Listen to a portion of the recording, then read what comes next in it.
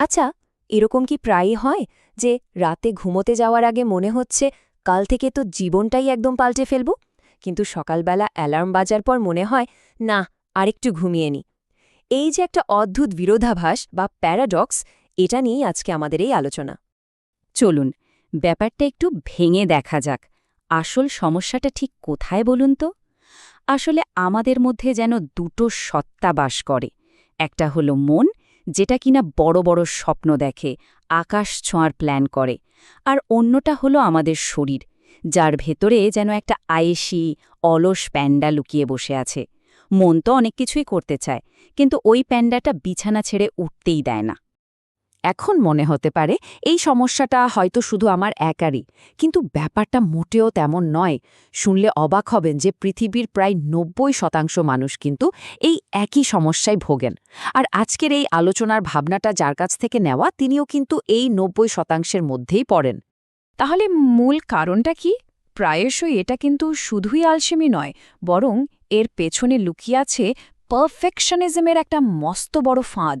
মানে সবকিছু একদম নিখুঁতভাবে করার একটা চিন্তা। আমরা কাজটা করার চেয়ে কাজটা কিভাবে নিখুঁত হবে সেটা ভাবতেই এত বেশি সময় দিয়ে ফেলি যে শেষ পর্যন্ত আর শুরুই করা হয় না। এই অতিরিক্ত ভাবনাটাই আমাদের একরকম প্যারালাইজড করে ফেলে। একটা দারুণ উদাহরণ দেয়া যাক, যার ভাবনা থেকেই আলোচনা।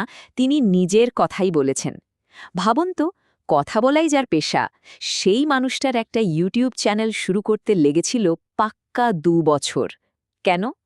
কারণ একটাই, তিনি কাজটা এতটাই নিখুঁতভাবে করতে চাইছিলেন যে শুরুই করতে পারছিলেন না।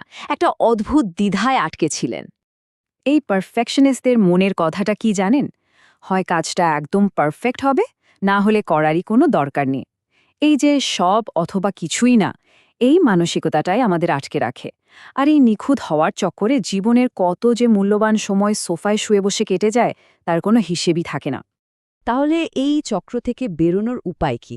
প্রথম যে উপায়টা নিয়ে কথা বলবো সেটা হলো নিজের ব্রেনকে একটু ট্রিক করা, মানে সোজা কথায় একটু বোকা বানানো আর কি।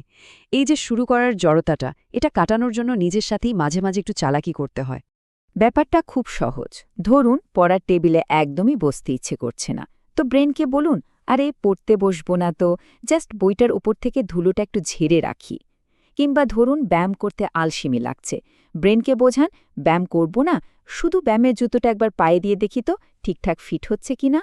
বিশ্বাস করুন, এই ছোট্ট একটা কাজ দিয়ে শুরু করার পর দেখবেন বাকি কাজটা করার মোমেন্টাম এমনিতেই চলে এসেছে। আচ্ছা, প্রথম উপায়টা তো গেল। এবার আসা যাক দ্বিতীয় টিপসে, যেটা আমাদের প্রোডাক্টিভিটির বোধহয় সবচেয়ে বড় শত্রু। হ্যাঁ, ঠিকই ধরেছেন, আমাদের সবার প্রিয় স্মার্টফোন। এর সমাধান কিন্তু আমাদের হাতেই আছে। সবচেয়ে জরুরি হলো মনোযোগ নষ্ট করার এই যন্ত্রটাকে কাজের সময় থেকে দূরে রাখা। সবচেয়ে ভালো হয় ফোনটা যদি অন্য কোনো ঘরে রেখে আসা যায়। যদি কাজের জন্যই ফোনটা দরকার হয়, তাহলে অন্তত বিনোদনের যে অ্যাপগুলো আছে সেগুলো থেকে লগ আউট করে রাখুন।